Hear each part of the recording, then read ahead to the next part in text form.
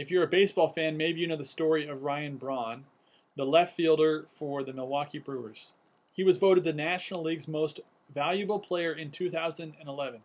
And when that season was over, he tested positive for steroids. He denied it. The test was proved to be invalid. The results were thrown out. He was allowed to keep his crown as the MVP.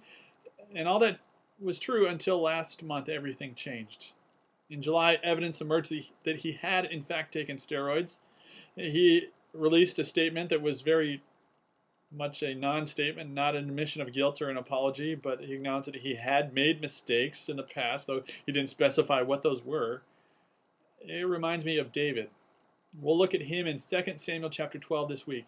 He commits adultery. That woman conceives a son. He tries to cover it up by having her husband killed, and the cover-up plan blows up in his face.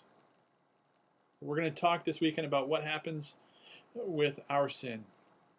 And there are really only two choices: to cover it up, to deny it, to become defensive, or to admit it and to apologize and to let God use it as a way to restore our relationships with people and restore our relationship with Him. David, the hero after God's own heart, who's a sinner, just like we are. I invite you to look ahead at 2 Samuel chapter 12 and Psalm 51. Beautiful prayer of repentance that David prays there in that psalm, as we look at David, a hero after God's own heart. Can't wait to see you this weekend. God bless.